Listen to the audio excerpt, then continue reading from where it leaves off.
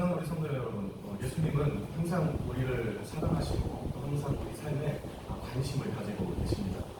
무엇보다 예수님은 이 땅에서 하나님 아버지께서 명령하신 그 사명에 집중하면서 동시에 사람들에게 많은 관심을 가지셨습니다. 사람들을 향한 예수님의 관심은 우리가 이 땅에 살아가면서 이 땅의 문화와 또 이 땅의 생존 원리를 따라 살아가는 삶이 아니라 하나님께서 우리에게 말씀하신 그 계명과 율법의 하나님의 말씀의 참된 의미를 깨닫고 하나님 나라의 백성의 원리로 살아가기를 원하시고 그것에서 가장 큰 특징은 뭐냐면 이웃을 향해 사랑을 실천하는 삶이다 이렇게 말씀하십니다.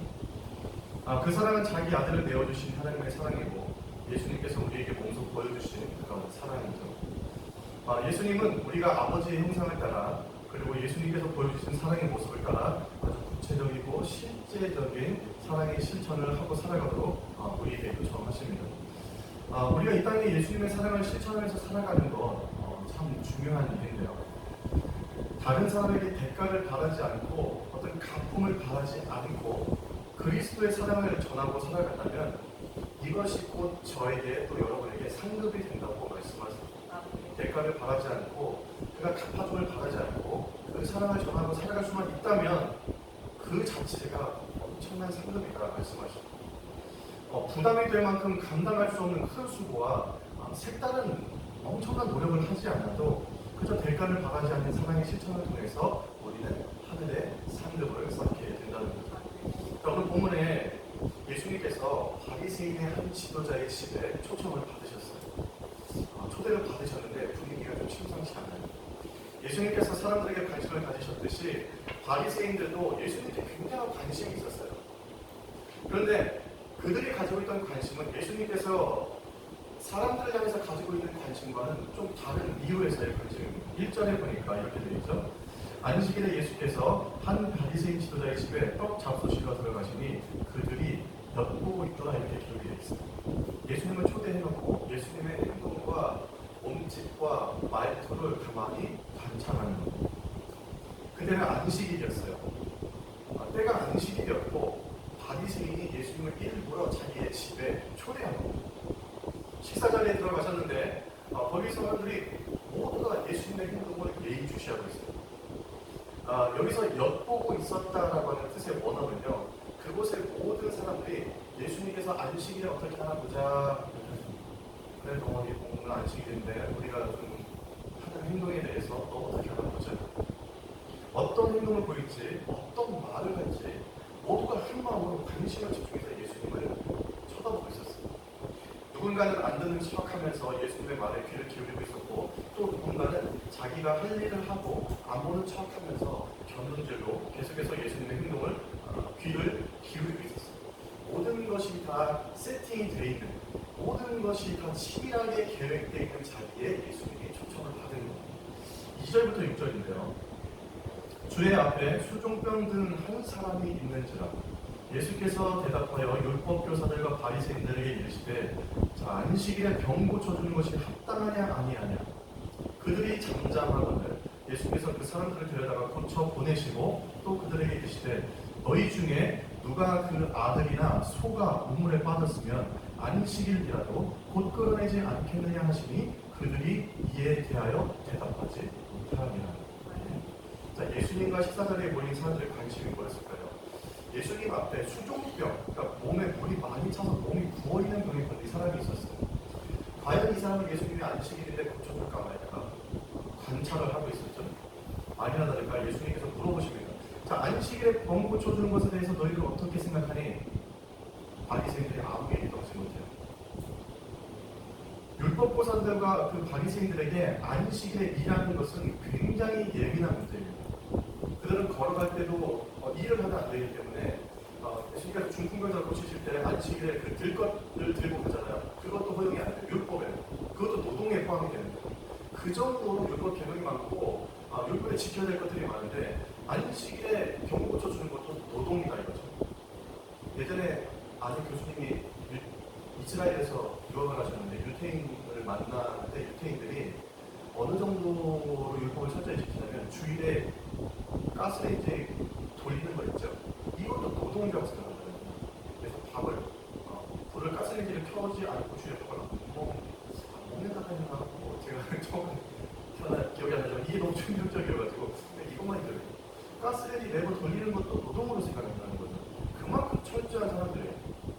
예수님에 대해서 이 문제는 굉장히 예민하고 굉장히 그들의 마음을 불편하게 하는 그런 문제였습니다. 우리는 간혹 예수님께서 복음을 전할 때 올바르게 알려주기 위해서 항상 정면 돌파하시는 모습을 우리가 볼 수 있는데 때로는 아주 극단적인 처방을 내리실 때가 많아요.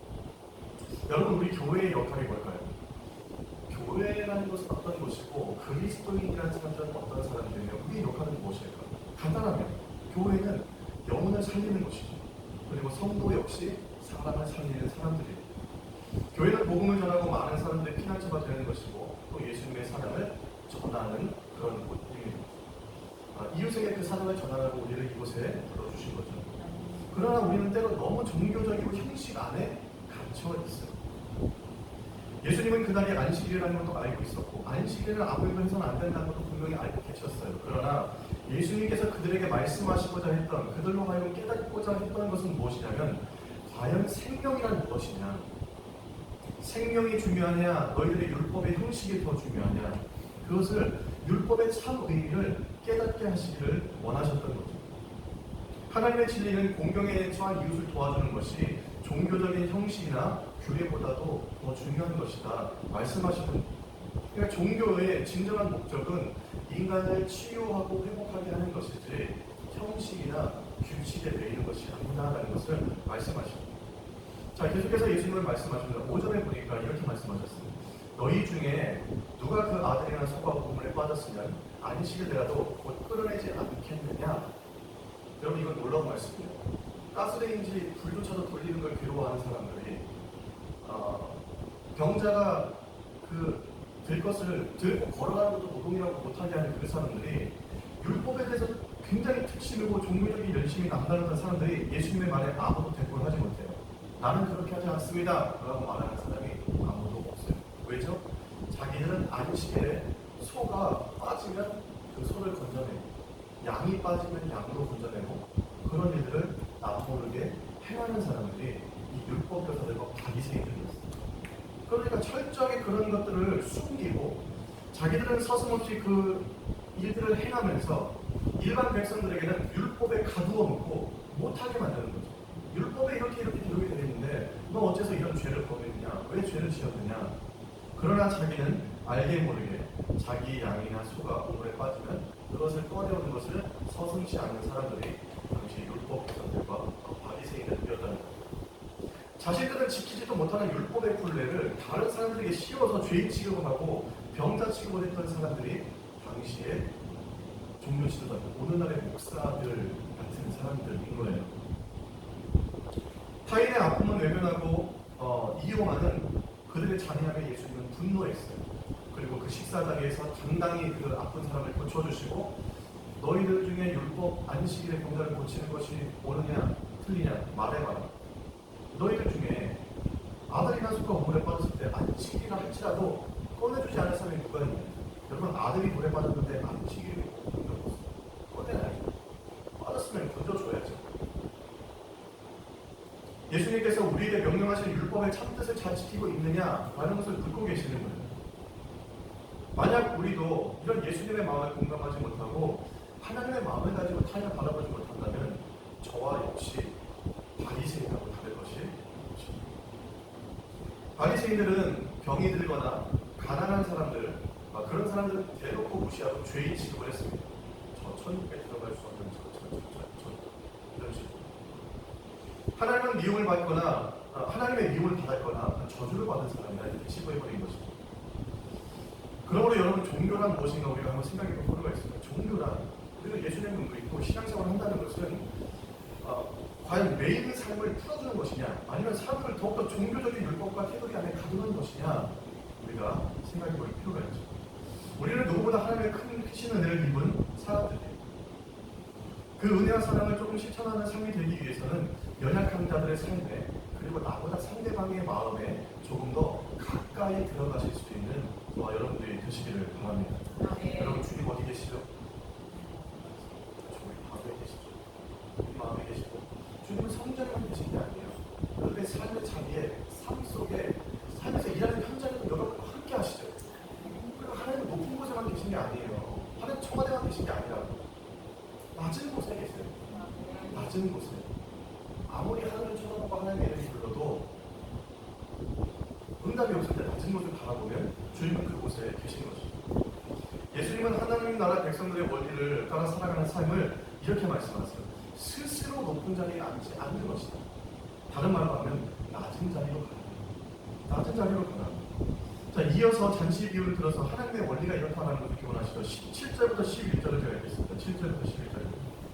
청함을 받은 사람들이 높은 자리 택하심을 보시고 그들에게 비유로 말씀하여 이르시되 내가 누구에게나 혼인잔치에 청함을 받았을 때에 높은 자리에 앉지만 그렇지 않으면 너보다 더 높은 사람이 청함을 받은 경우에 너와 그를 청한 자가 와서 너더러 이 사람에게 자리를 내주라 하니 그때에 내가 부끄러워서 끝자리로 가게 됩니다.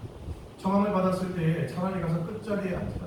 그러면 너와 청한 자가 와서 너더러 거시어 올라와 앉으라 하니 그때에야 함께 앉은 모든 사람 앞에서 영광이 있으리라. 무릇 자기를 높이는 자는 낮아지고 자기를 낮추는 자는 높아지리라. 아멘. 잔치 자리에 청함을 받아요. 그러면 스스로 높은 자리에 앉지 말고 차라리 끝자리를 택해서 앉아라. 왜죠?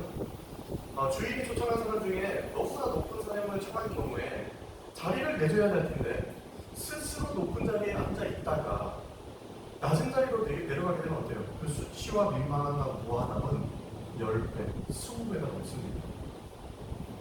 오히려 끝자리를 선택해서 앉았을 때 주인이 너를 높은 자리로 초청하면 그것보다 기쁘고 영광스러운 순간이 없다라는 것을 말씀하십니다. 예나 지금이나 누군가 식사에 초대하고 함께 교제하는 것은 아주 특별한 관계이고 그 특별한 시간이죠.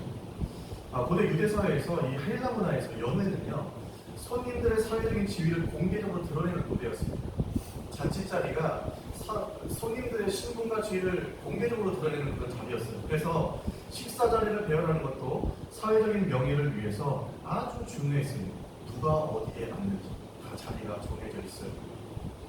식사 모임이 끝나고 시작되면 손님들은 다투듯이 높은 자리를 선택해서 갔습니다. 당시 유대인들의 식탁이 큰 U자 형태로 되어 있고 제일 한가운데가 상석이죠. 그리고 양 끝으로 갈수록 더 말석이 됩니다. 그러니까 사람들은 더 가까이 주인에 가까운 쪽으로 상석에 앉으려고 하는 거죠. 아주 신경을 곤두세우고 그렇게 하려고 서로 눈치를 봅니다. 자기가 말석에 앉게 되면 굉장히 형편없는 사람으로 보일까봐 그것을 두려워한다고 해요. 반대로 상석에 앉아야 사람들이 자기를 우러러보고 매우 존경할 것이다 이렇게 생각을 한다는 거예요. 여러분 이것은 철저하게 세상 논리입니다. 오늘 우리나라를 보십시오. 우리나라가 정말 잘 살게 됐어요. 경제 대국이 됐죠.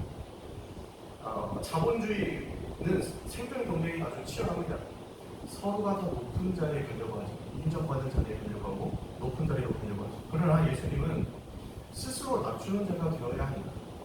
스스로 낮추는 자가 천국에 갔을 때 주인과 가장 가까운 자리에 앉게 될 것이다. 그렇게 말씀하세요. 하나님에 대해서 많이 알고 율법에 대해서도 정통하다고 스스로 자부하는 사람들은 그 사람들은 바리새인과 율법 교사들이었지만 그들의 삶의 모습은 하나님 나라의 원리와는 정반대 방식으로 살아가고 있었어요. 그러니까 예수님의 마음은 참 답답했어요. 그들이 말하는 것과 삶의 방식은 전혀 다른 모습으로 가고 있었기 때문이죠. 여러분 이런 인간적인 모습이 우리 안에도 있어요. 저한테도 있고 여러분들한테도 있죠. 특히 제자들은 어떻습니까? 예수님의 제자들도 마찬가지예요. 제자들은 서로 누가 크냐면 다투고 예수님 앞에서 서로 막 변론합니다. 도무지 예수님의 제자로 훈련받지 않은 사람들 같다고요. 야고보와 요한은 어떻죠? 어머니까지 동원해서 심한바람 일으키면서 야고보와 요한의 어머니가 예수님께 그렇게 말해요. 하늘에 그러실 때 보좌의 우편에 우리 아들, 좌편에 우리 아들 이렇게 앉혀주십시오. 여러분 이 소식을 제자들이 어떻게 했죠? 야고보와 요한에게 분노했습니다. 제자들끼리도 어떤 다툼이 있었다는 거예요. 이 땅을 살아가는 우리의 모습들을 하나하나 살펴보면 여전히 부족하고 연약한 모습 투성이에요. 때로는 건강이 약하고 때로는 마음과 의지가 약하고 세상의 욕심과 진리를 외면하고 마음이 흔들릴 때가 참 많이 있습니다. 사람들을 향한 예수님의 관심과 예수님을 향한 사람들의 관심에는 너무도 많은 차이가 있죠. 사람들을 향한 예수님의 관심은 그들이 무슨 생각과 어떤 원리로 살아가는지 그것에 관심이 있죠. 그들이 창조하시는 그 원리대로 살아가고 있는지 관심이 있지만 사람들의 관심은 오직 이 땅에서 지금 이 순간 내가 누릴 수 있는 것은 무엇인가 찾아보자. 그것에 맞추어져 있는 것이죠. 그러다 보니 신앙의 본질에서 한참 벗어나서 종교적인 형식에만 치우치는 신앙생활을 할 수밖에 없다는 것을 예수님께서 지적하고 계십니다. 이 비유를 통해서 두 번째 우리에게 분명히 말씀하고 계시는 것이 있습니다. 초대받은 사람들에게 주시는 교훈인데요. 12절부터 14절 말씀을 제가 읽도록 하겠습니다. 12절부터 14절입니다. 또 자기는 청한 자에게 이르시되 내가 점심이나 저녁이나 베풀거든 벗이나 형제나 친척이나 부한 이웃을 청하지 말라. 두렵건대 그 사람들이 너를 도로 청하여 내게 갑분이 될까 하노라. 잔치를 베풀거든 차라리 가난한 자들과 몸 불편한 자들과 저는 자들과 맹인들을 청하라.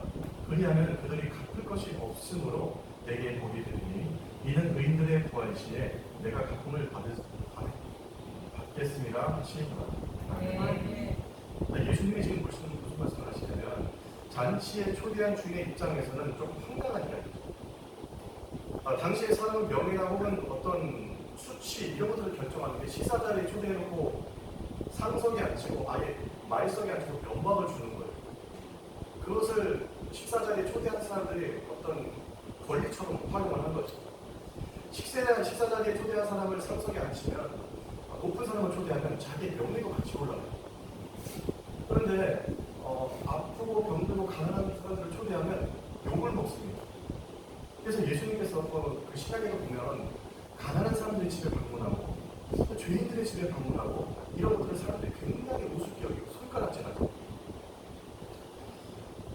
로마 제국을 지탱하던 그때 당시 사회 분단은 선물이나 호의를 받으면 반드시 대갚아줘야 하는 것이 상호 기본이에요.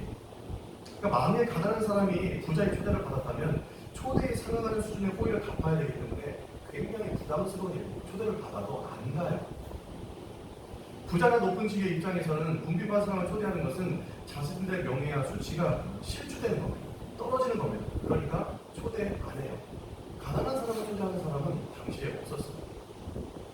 그러나 예수님이 그런 일들이야말로 이 땅의 종교 지도자로서 그리스도인으로서 하나님의 원리를 따라서 살아가는 것이기 때문에 너희들은 가난한 자, 어려운 사람들, 그런 사람들을 초청해서 하늘의 상급을 쌓아 그렇게 말씀하십니다.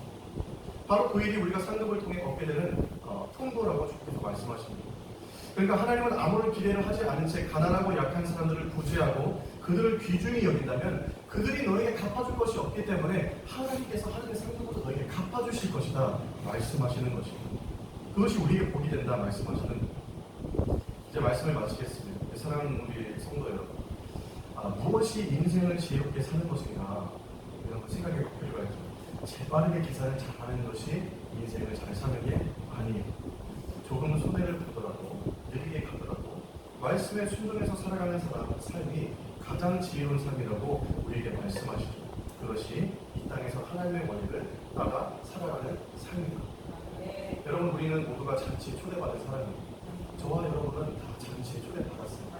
어떻게 초대받았죠? 하나님의 은혜로 초대받았습니다. 여러분의 신분 때문에 초대받은 게 아니에요. 우리가 가지고 있는 명예 때문에 예수님께서 자기가 높임을 받으려고 우리를 초청하신 게 아니에요.